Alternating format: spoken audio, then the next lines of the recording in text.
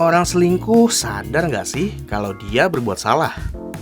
Kadang ada yang nggak sadar juga, karena dia merasa kalau dia cuma temenan, dia cuma main-main, dia cuma have fun. Orang selingkuh itu bisa sembuh? Nggak tahu juga, tergantung orangnya. Ya namanya juga temen jadi demen.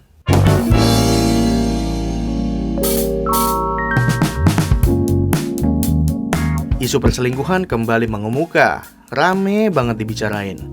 Ya gimana enggak, ada 3 artis langsung yang tersangkut kasus ini. Reza Arab yang diduga selingkuhi Wendy, sang istri. Rizky Bilar yang diduga selingkuh, terus akhirnya melakukan KDRT pada istri. Ayo lo. Belum lagi Regi Datau, suami Ayu Dewi, yang diduga berselingkuh dengan Dennis Karyesta.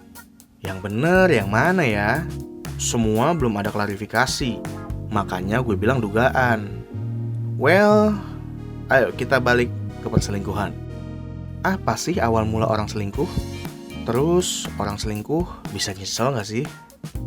Orang selingkuh biasanya nyari sesuatu yang beda, yang menarik dirinya hingga melupakan janji sucinya. Ada banyak alasannya. Dilansir dari Healthline, alasan orang berselingkuh: 1. Jatuh cinta. 2. Hasrat seksual. 3. Bosan dan penasaran. 4. Marah dan tidak dihargai.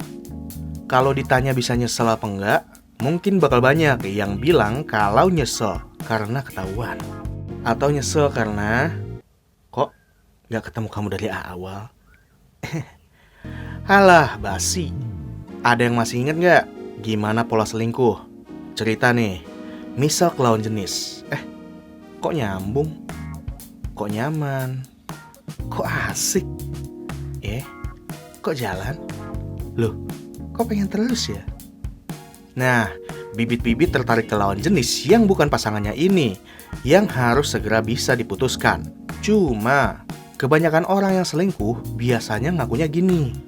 Enggak, cuma temen kok. Tapi lama-lama kok ngebandingin sama pasangan sendiri, kok dia lebih bikin nyaman ya? Lebih royal, lebih asik, sopan, gak posesif, dewasa. Hati-hati teman-teman. Di situ setan mulai masuk terus bilang, udah, lanjutin aja. Jangan dengerin. Atau lu pikir baik-baik. Nih gue kasih tahu ya, hasil survei dari Just Dating menunjukkan bahwa 40% laki-laki dan perempuan di Indonesia mengaku pernah selingkuh dan mengkhianati pasangannya. Gen People tahu, presentasi itu bikin Indonesia menduduki peringkat kedua sebagai negara di Asia dengan kasus perselingkuhan terbanyak. Sementara itu, kalau menurut laporan statistik Indonesia, gegara pertengkaran, angka perceraian di Indonesia melonjak.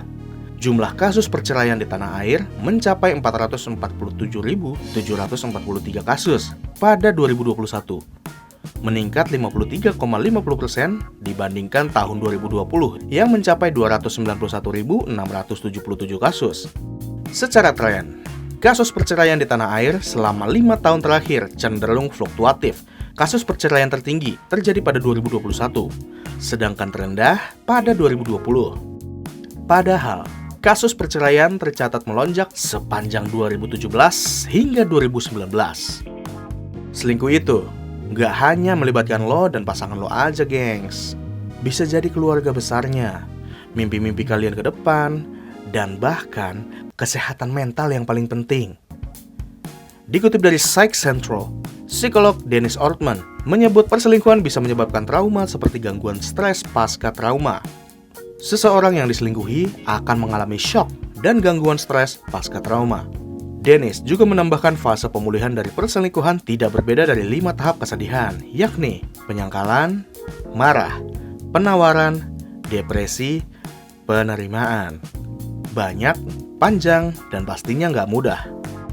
Ada enaknya, tapi banyak gak enaknya. Semua ada risikonya. What comes around, goes around. Oh iya Gen People, kalau kamu mau keep up to date seputar berita-berita terkini, download aplikasi Genpi.co yang telah tersedia di Play Store dan juga App Store. Jangan lupa juga untuk like, share, dan subscribe channel YouTube Genpi.co. Karena Genpi.co tahu kamu banget. kasih.